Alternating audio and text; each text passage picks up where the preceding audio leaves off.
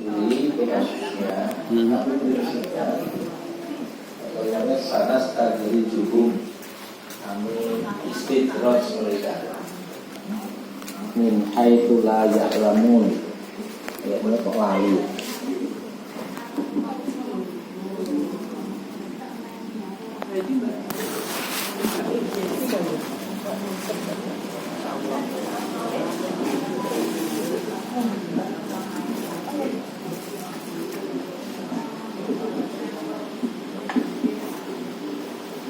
Sanastadrijuhum min haitsu la ya'lamun. Masya Allah.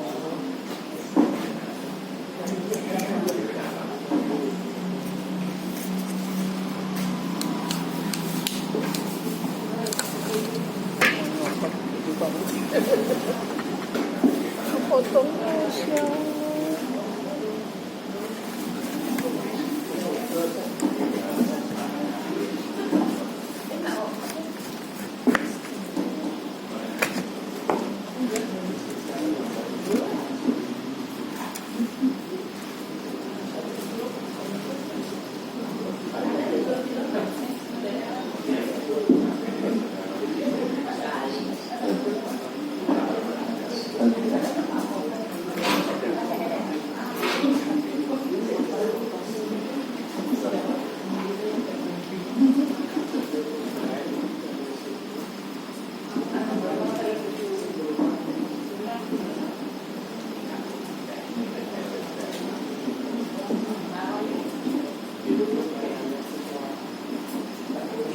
Yang nyati kalau supaya sana stadrijuhum istidroj di sini. Stadrijuhum kami istidroj mereka min haitsu la ya'lamun, dari mana saja mereka tidak ketahui, tidak sadari. Prinsipnya orang yang kena istidroj itu dia bergelimang dengan kenikmatan, lancar urusan, apa-apa yang dikehendaki dia peroleh.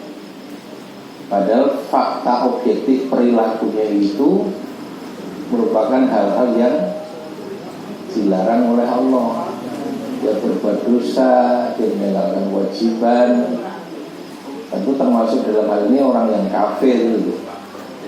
Seharusnya beriman tapi kafir, sebagian semestinya taat tapi dia maksiat, tapi dia bergelimang dengan kenikmatan dunia fiksi. Nah itu istidroj. Jadi dia tidak terbatasi orang yang beriman, ya, tapi lebih ada perilaku yang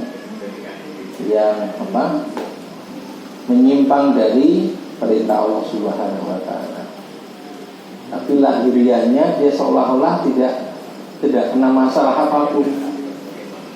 Ya, urusannya lancar semuanya, uangnya banyak, dapat kesuksesan duniawi. Padahal dia tidak iman, padahal dia maksiat, padahal dia biasa berbuat dosa. Nah, itu istidroj. Iya.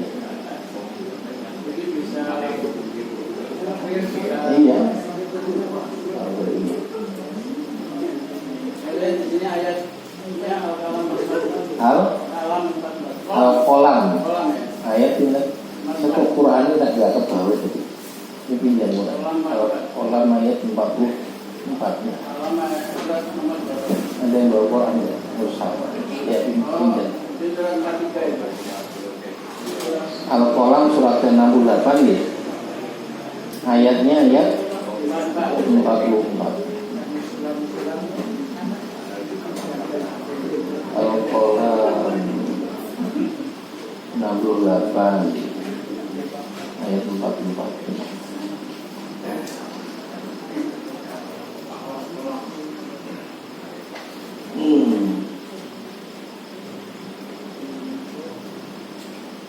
Ya, sana satu sini. Fadarni gitu ya.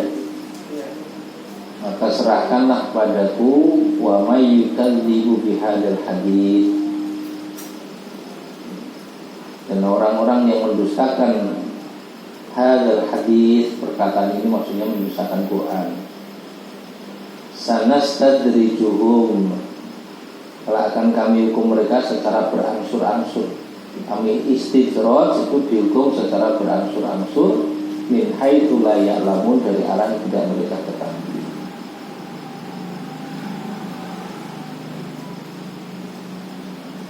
Itu jadi yang diistidraj pada ayat ini itu man yukadzibu bihadzal hadis, orang yang mendustakan hadzal hadis, perkataan yaitu Al-Quran. Siapa yang mendustakan Al-Quran ini, kami akan istidraj mereka. Ya, siapapun mendustakan Quran ini tidak percaya Quran, menentang Quran, berpaling dari Quran,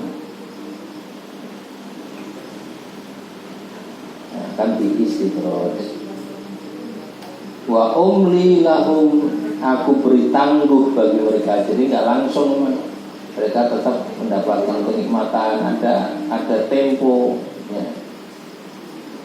Inna kaidi matin, tapi yang pasti rencanaku sangat teguh, artinya pasti akan kena, ya pasti akan mereka mereka alami azab yang diancamkan itu. Ya, kalau belum ya cuma belum saja, Allah ngasih waktu tangguh gitu.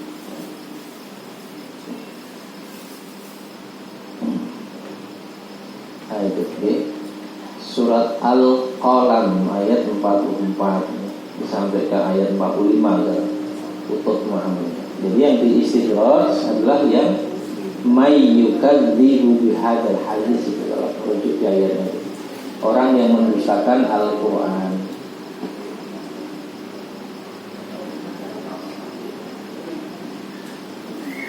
Mendustakan Quran ya orang yang kafir, orang yang durhaka.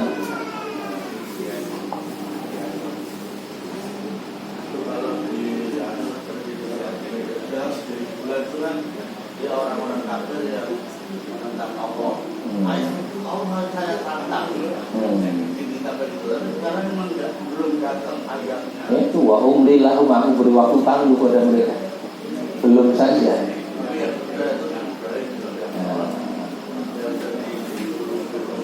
Pendeta itu ya. Diberi waktu tangguh itu sudut yang positifnya ya Allah memberi kesempatan barangkali masih sempat bertobat. Kalau tidak ya, kalau waktunya sudah tiba di mana Allah menetapkan azab itu akan didatangkan, ya pasti kena. Tuh, minta kaidi mati, sesungguhnya rencana amat teguh, ya, ini sudah tidak bisa ditolak.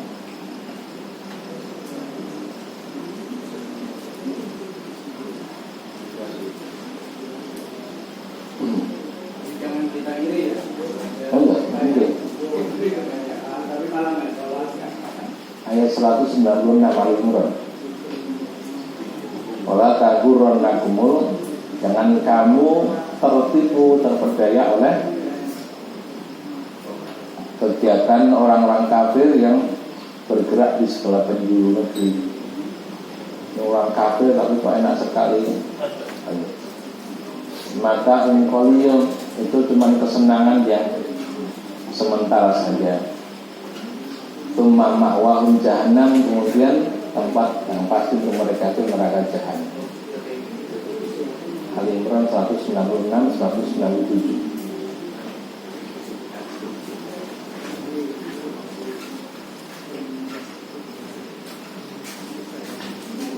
Ada sedikit banyak mungkin mewakili sederhana sih banyak.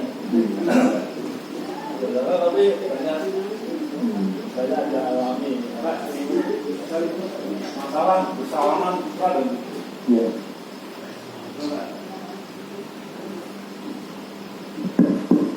Masalah bersalaman ya jelas hukumnya haram ya, dari yang kita pelajari. Jadi mungkin Pak Budi bisa menyampaikan bagaimana ini. Karena dalam prakteknya itu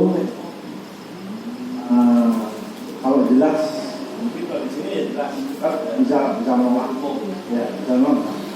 Tapi manakala misalnya kita sudah jadi pejabat, katakanlah saya jadi menteri gitu,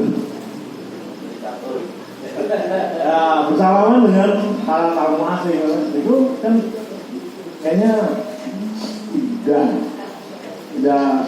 ya mungkin bisa ya kalau kita mau tegas bisa dihindar ya. Tapi artinya ada kalanya sulit ya. Nah, itu kalau kita menjadi seorang tokoh masyarakat. Tapi di lingkungan sendiri misalnya keluarga. Dari kecil kita sudah akrab dengan saudara sepupu, saudara satu tiga itu. Yang besar kita sudah ngaji, sementara mereka belum ngaji. Atau justru malah mereka ada Nasrani. Jadi bagaimana menyikapinya? Apa ada batas toleransinya? Sebatas mana boleh dan tidak bolehnya? Ini mungkin Pak Sigit bisa menyampaikan cara kita aplikasinya di kehidupan sehari-hari itu sering kita temui. Berjabat tangan ya. Satu ya, berjabat tangan jika sesama jenis laki-laki dengan laki-laki, perempuan dengan perempuan justru disunahkan ya, saat bertemu maupun ketika berpisah. Berdasarkan hadis sahih riwayat Muslim, dua orang Muslim yang bertemu kemudian tasofaha, setelah saling mengucapkan salam kemudian saling berjabat tangan di antara keduanya, sebelum mereka berpisah sudah ampuni dosa keduanya. Ini sederhana tapi keutamaannya besar sekali. Dua Muslim bertemu, mengucapkan dan menjawab salam, kemudian berjabat tangan di antara keduanya, sebelum mereka pisah sudah ampuni dosa keduanya. Iya, dosa dua-duanya ini, dosa dua orang itu diampuni. Maka kalau laki-laki ketemu laki-laki, perempuan dengan perempuan, itu justru dianjurkan selain mengucapkan dan menjawab salam juga berjabat tangan. Ya. Selain itu terkait dengan urf atau tradisi atau budaya, selama tidak ada larangan boleh. Misalnya ada tradisi budaya cipika cipiki, cium pipi kanan, cium pipi kiri, itu urf, tradisi budaya. Ya. Ya sama jenis ada masalah, boleh, itu tradisi. Yang pokok jabat tangannya ya. Nah kemudian kedua, kalau jabat tangan itu lawan jenis, laki dengan perempuan, dipastikan dulu mahram atau bukan mahram. Kalau mahram ya nggak apa-apa ya, anak dengan ibunya ya nggak apa-apa kan ya. Kakak dengan adiknya itu namanya mahram, tidak ada masalah ya, jabat tangan atau sentuhan di antara keduanya. Maka yang menjadi masalah adalah jabat tangan dengan lawan jenis yang bukan mahram. Nah, ini dijelaskan oleh fikih, itu harus perjelas batasnya. Sudah lawan jenis bukan mahram, diperjelas lagi usianya berapa. Ya kalau dengan anak dengan bayi ya nggak apa-apa. Dengan orang tua yang sudah sangat sepuh ya nggak apa-apa. Ya. Nabi sendiri pernah tangannya dipegang oleh nenek-nenek, Nabi diam saja, dipegang tangannya oleh nenek-nenek, terus diajak muter, ya di kota Madinah, di pasar Madinah, Nabi diam saja dipegang tangannya. Mungkin ada yang tanya, tapi nenek-nenek sekarang seperti usia 20.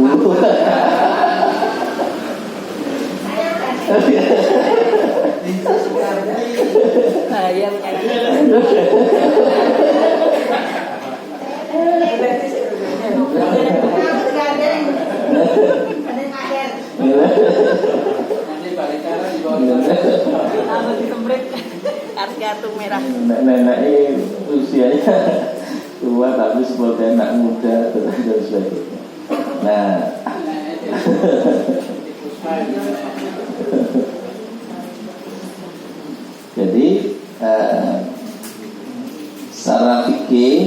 ada dua pendapat secara umum.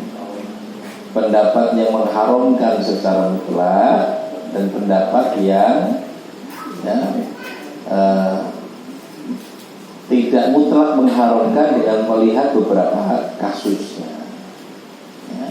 Yang mengharamkan secara mutlak itu merujuk pada setidaknya dua dari hadis. Hadis yang pertama hadis sahih riwayat Imam Bukhari. Disebutkan dalam hadis itu bahwa Nabi SAW membaiat kaum wanita dengan mengangkat tangan beliau. Jadi Nabi kalau membaiat kaum perempuan, Nabi angkat tangan beliau. Hadisnya begitu, tapi fahmul hadis, pemahaman terhadap hadis menurut pendapat yang mengharamkan tadi, bukankah Nabi biasanya kalau membaiat sahabat dengan menjabat tangan? Tapi ketika yang dibayar kaum wanita, Nabi hanya mengangkat tangan. Lalu dipahami, oh kalau begitu nggak boleh jabat tangan dengan lawan jenis. Terus pemahaman ini diperkuat oleh hadis lain yang sebetulnya derajatnya dhaif, tapi digunakan sebagai penguat saja dari pemahaman tadi. Hadis dhaif itu menyebutkan dua laki perempuan berjabat tangan yang bukan mahram itu lebih baik ditusuk dengan besi panas dari api mereka ketimbang mereka berjabat tangan di antara mereka. Yang mengandung pelajaran larangan keras berjabat tangan lawan jenis yang bukan mahram dengan ancaman lagi ditusuk dengan besi dari api mereka. Walaupun hadis ini dhaif, tapi dijadikan sebagai penguat saja, syahid atau syawahid dengan hadis riwayat Bukhari yang sahih tadi. Nah, tapi dibantah oleh pendapat kedua, kalau yang dijadikan dalil adalah riwayat Bukhari tadi, di hadis riwayat Bukhari tadi tidak tegas berkaitan dengan jabat tangan. Kan tekstual hadis atau dhahir hadis itu nggak menyebut masalah jabat tangan, hanya menyebut baiat. Larangan secara tekstual di situ nggak ada larangan jabat tangan. Kalau itu dipahami sebagai larangan jabat tangan, itu hanya pemahaman dari teks hadis, tapi tidak teks hadis itu sendiri. Yang dimungkinkan pemahaman yang lain. Jadi tidak ada ketegasan penunjukan keharaman jabat tangan di situ. Menurut pendapat kedua nggak bisa dijadikan dalil larangan mutlak. Kalau yang dipakai hadis yang kedua, jelas derajatnya dhaif, nggak bisa dijadikan landasan hukum. Ya.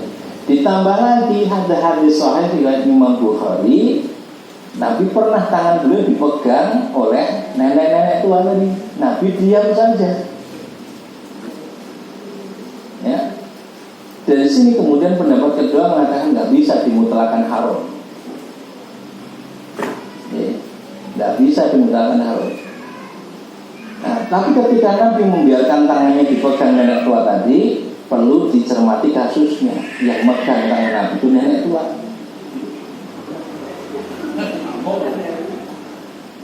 Ya, artinya apa? Para ulama fikih kemudian menyimpulkan kalau kasus yang terjadi itu tidak berpotensi menimbulkan fitnah. Itu misalnya sama-sama muda atau usianya, ya dimana kalau sentuhan fisik dengan jabat tangan itu bisa menimbulkan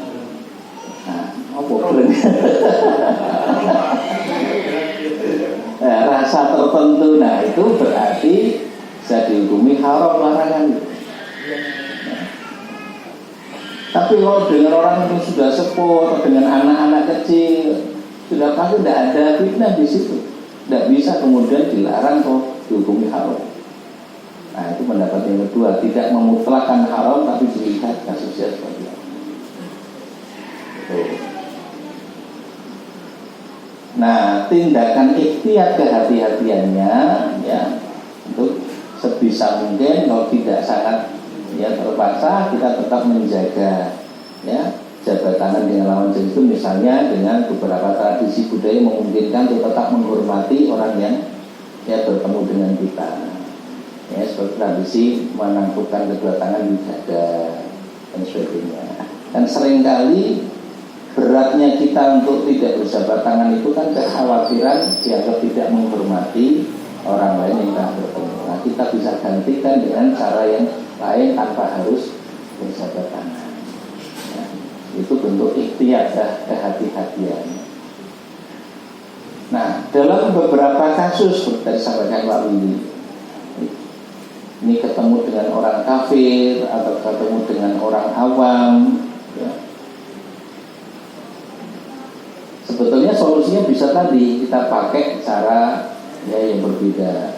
Tapi kalau itu pun besar dugaan menimbulkan masalah secara psikologis, ya, para ulama mengatakan boleh dalam batas apa ya, apa namanya itu kondisi daruri, kedaruratan yang tidak bisa dihukumi secara permanen harus selalu begitu. Tetap harus ada upaya untuk memberikan pemahaman. Nah, saya kira itu tentang masalah jabat tangan. Saya itu pernah alami Pak, waktu zaman orang itu ya. Iya. Itu yang punya kan NU ya. Itu ada penuh jelas ada halaman itu dia nggak mau. Yang punya masjid itu halaman apa? Setelah sholat atau di luar sholat? Di luar sholat. Saya Ya. kampung sekolah. Murid-murid orang mesti berkaya salaman Pak.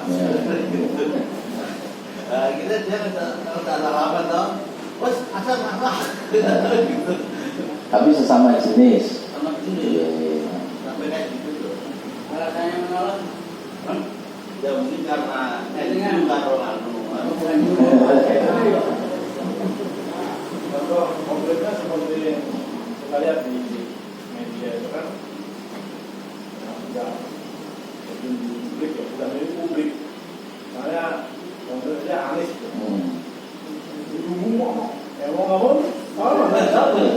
Nah ini kan ada yang tidak bisa dihindari ya. Nah, mungkin dia wow, ada yang beberapa itu yang di halaman bangga ya.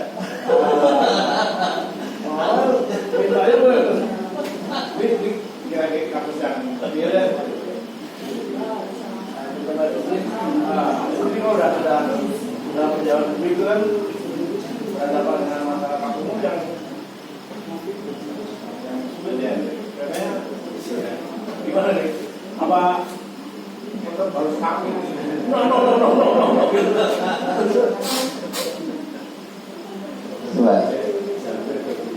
Kalau kita mau apa atas alasan apa kebolehan itu, kita mau cari dalil atau alasan apa menjadi boleh begitu saja, tidak menemukan ya. Dan apa beratnya kemudian kita mengganti dengan cara yang lain tanpa menghilangkan upaya untuk tetap menghormati orang yang tengah bertemu. Mungkin hanya belum terbiasa dan belum jadi budaya. Ya. Nah, jadi kalau saya memahami tetap sebisa mungkin mengupayakan ya untuk terhindar dari fitnah, sesuatu yang tidak diperkenankan agama itu tentu lebih aman, lebih selamat. Kalau alasannya pejabat publik itu nanti bisa mengubah banyak hukum, ya. Dengan alasan sebagai pejabat publik kemudian boleh mengucapkan kata-kata yang bisa mengarah pada kekafiran, misalnya salam, namo budaya, salam kebajikan, om swastiastu, boleh kan? Atau enggak boleh? Itu sudah jelas mengarah kepada sesuatu yang dipertuhankan selain Allah.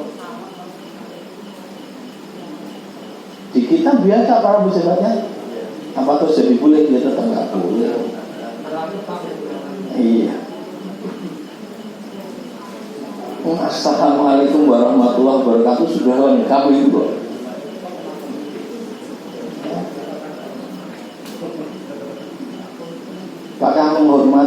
berbeda agama harus menggunakan kalimat dan berapa amalan mereka, kan nggak begitu menghormati.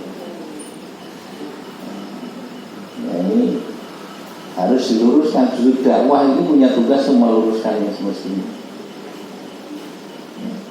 Itu saya kira. Allah a'lam. Kabur? Ya silakan. Taruh. Ya.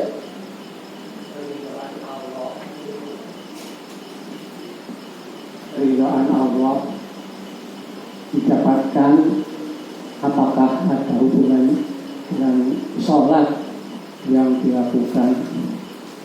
Misalnya gini Pak Ustaz, ada orang itu rajin sekali bersedekah dan ikhlas melakukannya, tetapi di sisi lain dalam hal sholat itu kadang masih bolong-bolong.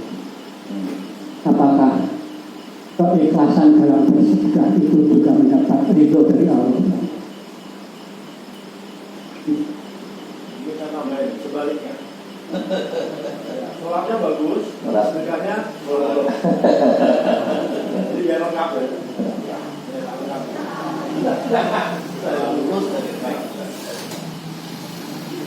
Pertama ini, kalau kita menilai amal orang lain, kita nggak akan pernah tahu persis mungkin ikhlas orang. Bagaimana kita tahu dia ikhlas? Untuk urusan hati. Ini. Padahal kalau amal itu betul-betul ikhlas, dilakukan dengan benar, pasti berdampak pada kebaikan hati dan perilaku orang. Kalau dia ikhlas berarti berharap ridho Allah. Kalau berharap ridho Allah, perintah Allah nggak akan diabaikan. Nah, tatkala ada seorang bersedekah rutin, tapi kalau sholatnya bolong-bolong atau bahkan belas orang salah. Nah, ini justru jadi pertanyaan, walaupun kita nggak tahu persis ya masalahnya tadi. Kok iso nggak berdampak pada sholat? Atau sebaliknya tadi, sholat itu surga tapi rata sodako atau pelit banget. Kalau ini dalam surat Al-Maun disebutkan ini orang yang lalai dari sholatnya, yaitu sholat hanya melakukan saja, tidak ada pemaknaan dari sholat yang dilakukan.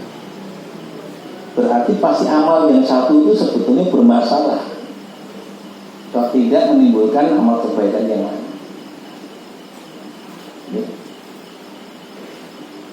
Nah, jadi dengan cerita itu sudah kok ikhlas, dengan kok ngertos nih ikhlas.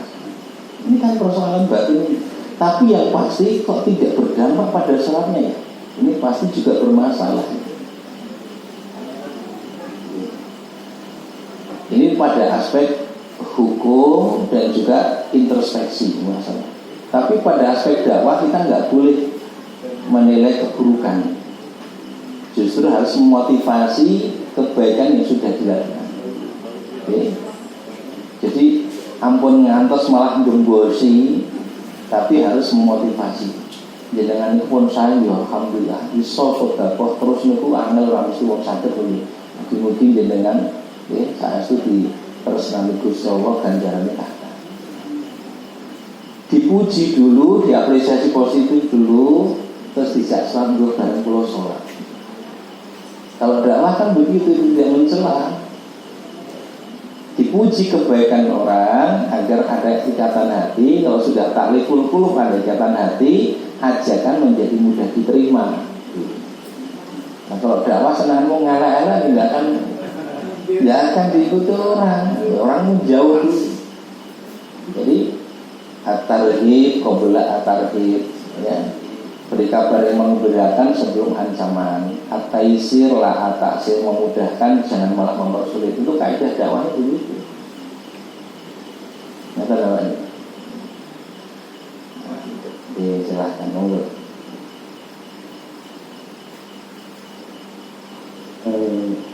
Kita ridho Allah tadi,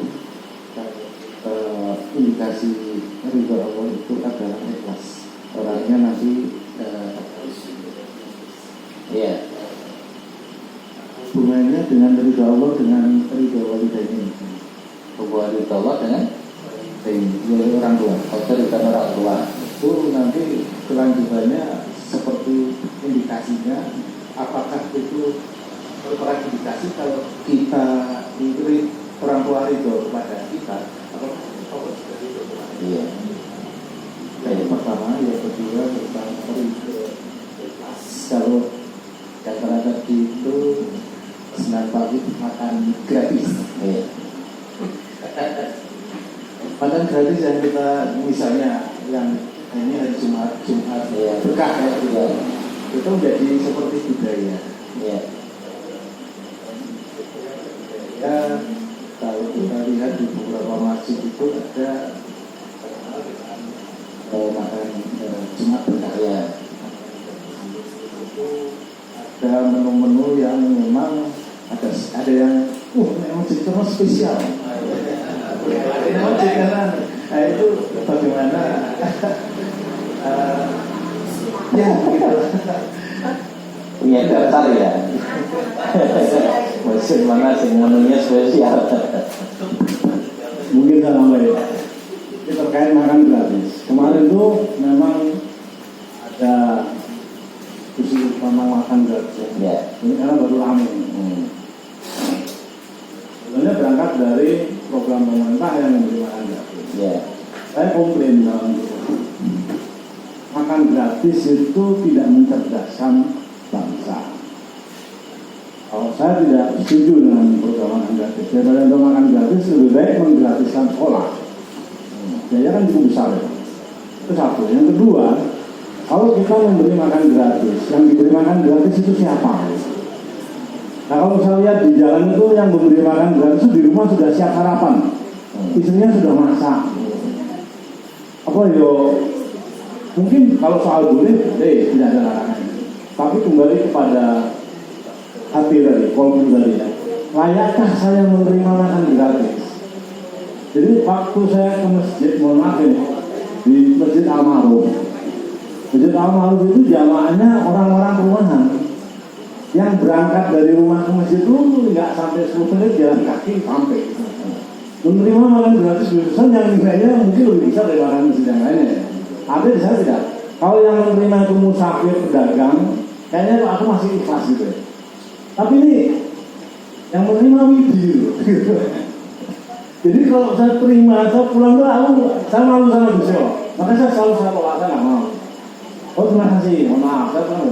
Nah, saya menolak itu saya diketawain, diblokir gitu. Nah ini yang menjadi jadi polemik di situ. Nah, saya sampaikan bahwa Jumat Berkah itu orang memberi bersedekah baik. Tapi orang yang disedekah ini, orang yang menerima ini, ya tanyakanlah pada dirimu sendiri katanya. Dia boleh bawa pulang katanya.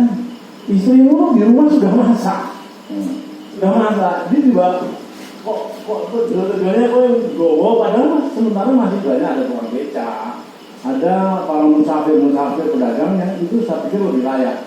Dia bisa menerima 1, 2, 3 bungkus.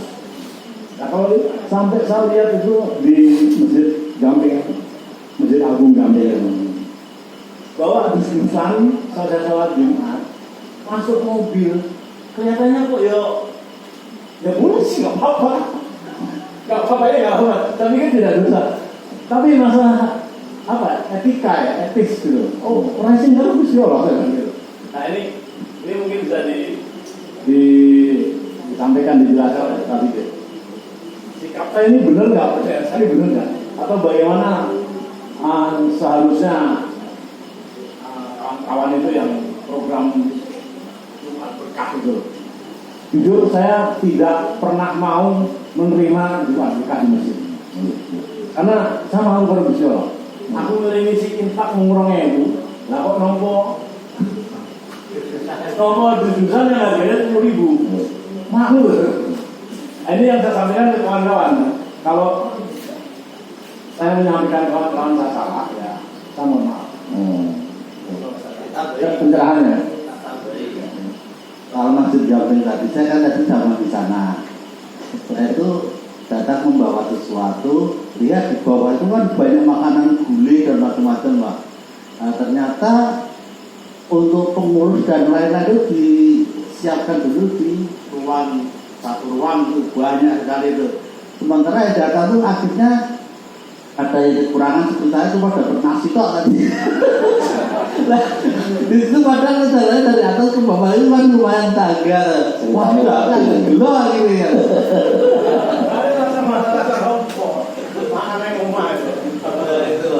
Seperti yang saya tanyakan itu, apakah ada haknya tak untuk para pengurus itu dikasih gitu? Ceritanya waktu ini.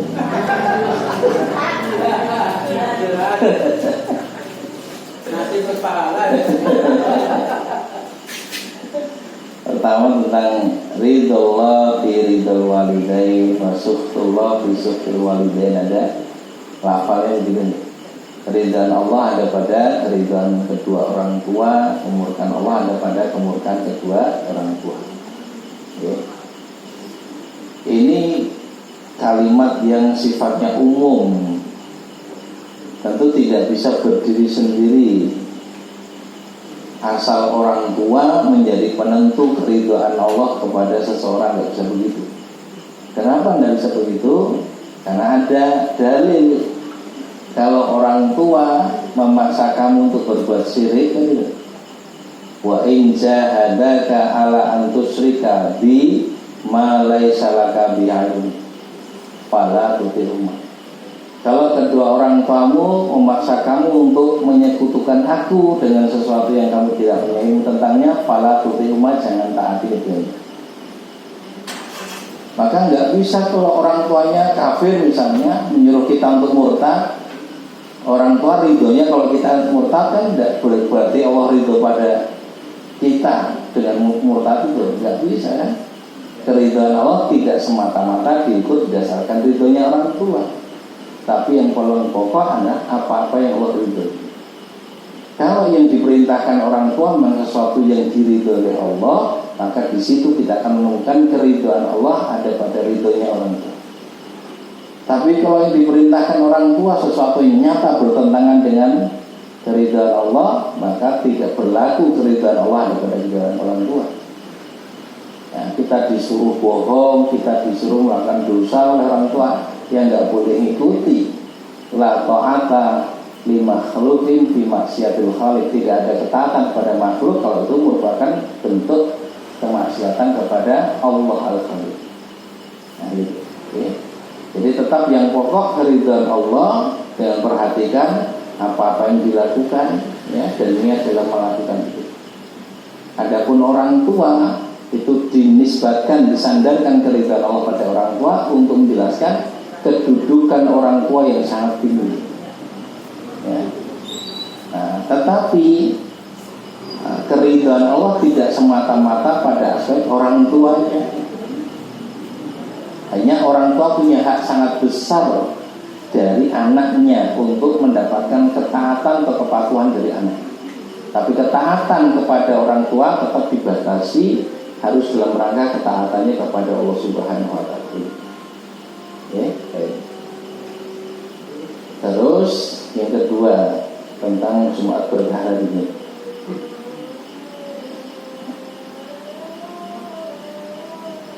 Memberi makan atau menerima makan, apakah itu terbatasi hanya untuk orang yang fakir atau miskin? Tidak kan? Di antara kebiasaan Nabi Ibrahim itu kalau mau makan dia cari orang untuk menjadi teman orang. Terus lagi. Dan Nabi SAW suatu saat ketika diundang makan oleh sahabatnya, nanti jangan bisa baca di kitab Al-Wafa, ya, tentang mukjizat Nabi diantaranya memperbanyak makanan. Diundang makan Nabi.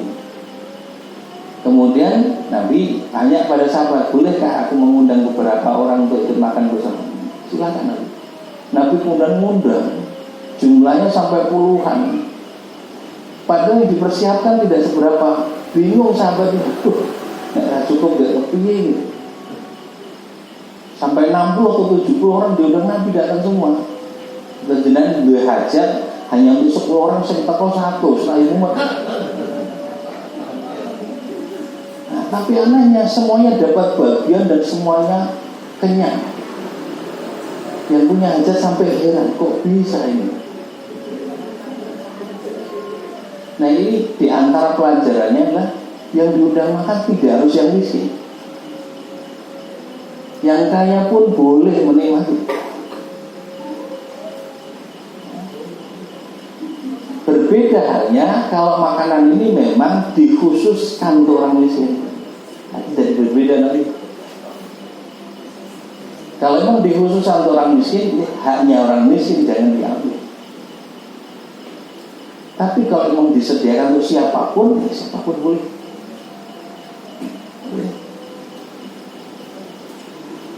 Cuman problemnya tadi malu atau tidak malu itu adalah nek senengannya mau untuk makan yang ora tau kayak panganan ndak bisa sini.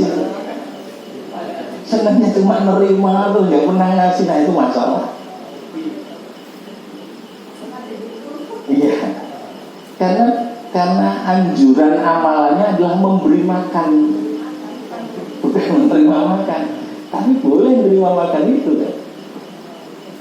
Hanya kalau sukanya menerima terus, nah ini menjadi masalah. Kenapa nggak pernah memberi sesuatu yang bermanfaat bagi orang lain? Jangan-jangan masuk wayamnaunal maun, enggan memberi sesuatu yang bermanfaat bagi orang lain. Ada kebahilan kita. Nah, jadi dari aspek hukum boleh kalau memang itu bukan sesuatu yang dikhususkan untuk orang miskin, jangan. Nah, cuman kalau nanti diperinci lagi. Tapi sampai dia punya daftar, punya list. Nah itu tadi ya, semangat untuk cari kemana-mana, tapi semangat ngasihnya di mana ya?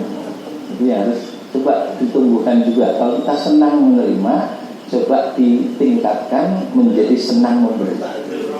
Ya, sehingga berlaku hadis Nabi, yadul ulya khairum min yadis sufla. Tangan di atas lebih baik daripada tangan. Itu ya. Ya, silakan. Iya, silakan. Meneruskan tadi, Pak. Iya. Pak. Iya.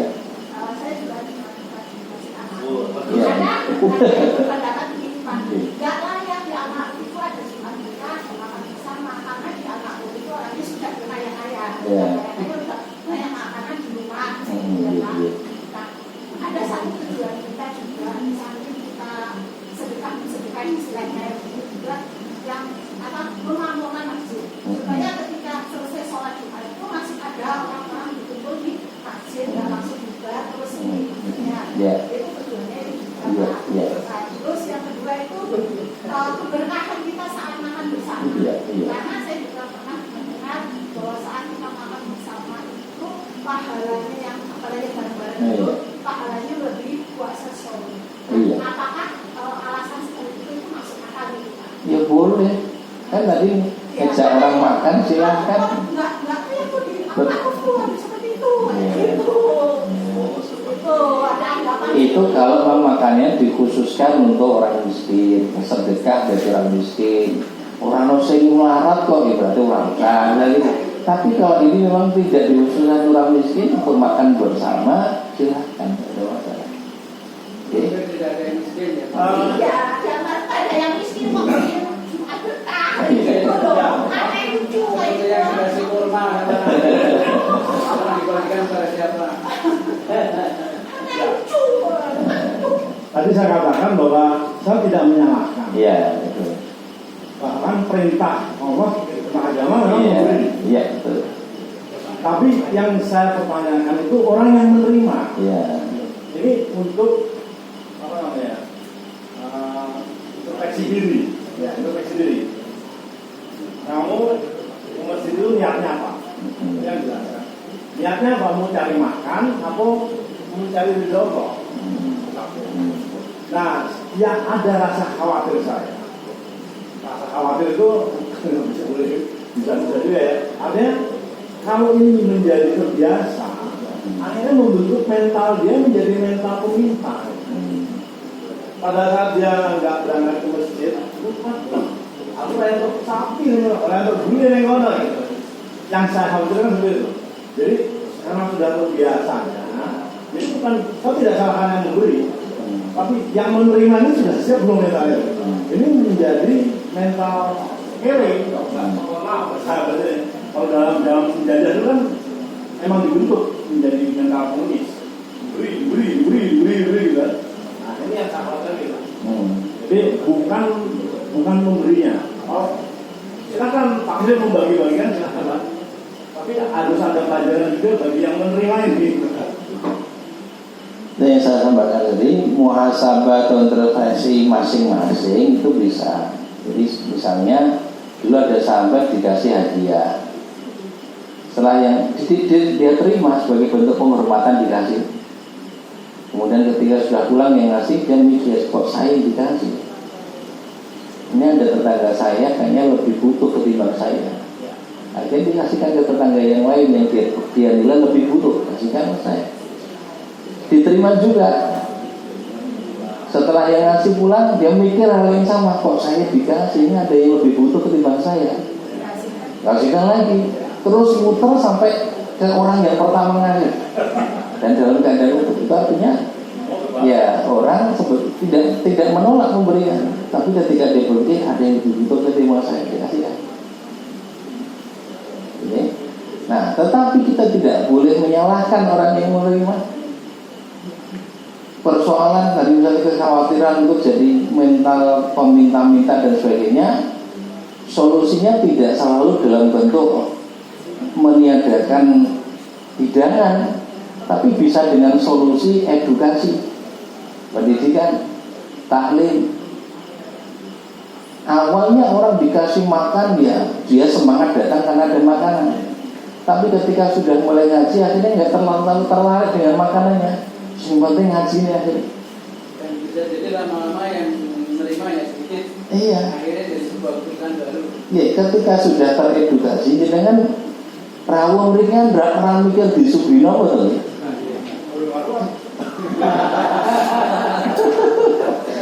Itu kita ngerti. Ketika orang sudah paham, memahami, ya akhirnya yang lebih menarik itu adalah ilmu, bukan lagi makanan. Ya. Itu. Walaupun memberi makanan diniatkan untuk sedekah makanan kepada siapapun, silakan. Memberi hadiah berupa makanan ya diterima. Ya. Dan Nabi menganjurkan untuk saling memberi hadiah. Tahadu, tahabu, dalam kau saling beri hadiah maka tumbuh rasa cinta di antara kalian. Sesuatu yang diberikan itu bisa menumbuhkan ya kedekatan, persaudaraan, cinta, kasih sayang. Nah, jadi ada manfaat-manfaat yang lain. Nah, saya kira itu. Bukan niatnya Pak, niatnya ada rasa saja dengan saya. Kalau tadi kan dikumpulkan untuk tamunya dulu. Oh, yang ini belum saya jawab. Ini kalau dipanggil Pak Tor itu dikasihkan di pos Pak, pos penjagaan itu. Jadi yang ambilnya yang tahu kok itu. Ini belum saya jawab. Udah gitu ya.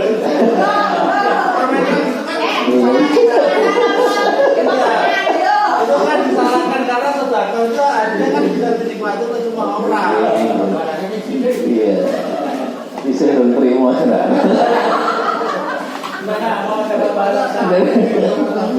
Ayo Tante, masih ada dua ya.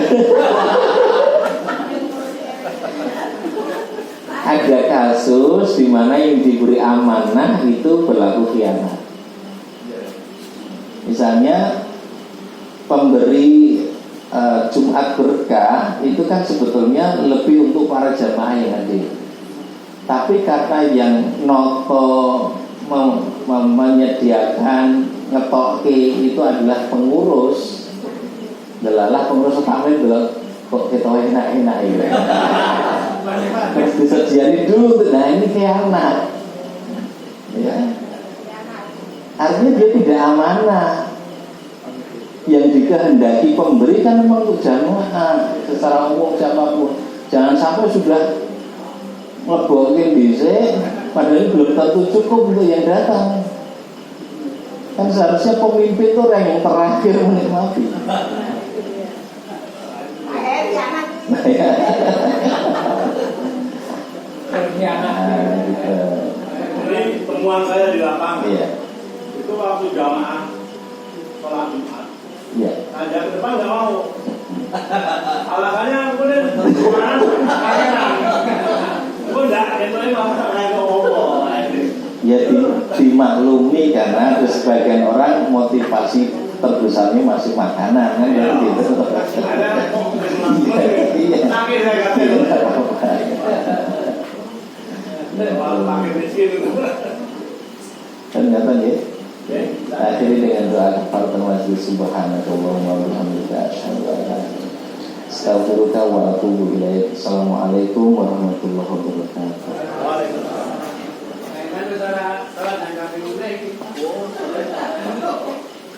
Sana tuh enak ya. Mandisan mana?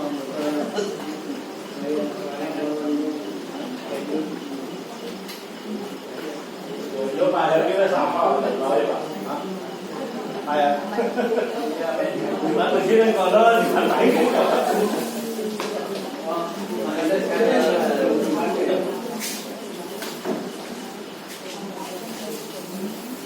Orang yang tinggal masjid dari mana?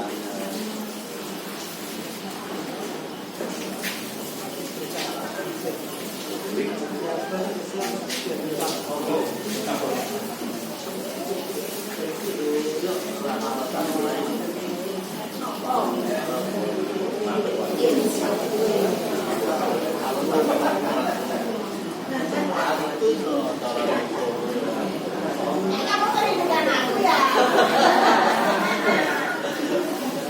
Orang-orang pasar berlarang lagi. Kakak merindukan aku ya kak? Enggak baru. Apa kak? Tadi kok kak? Kena anu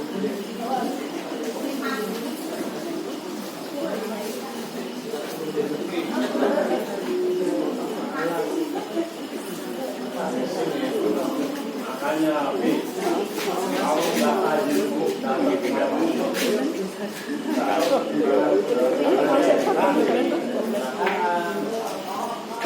ilmunya nak tambah dulu. Tambah loh.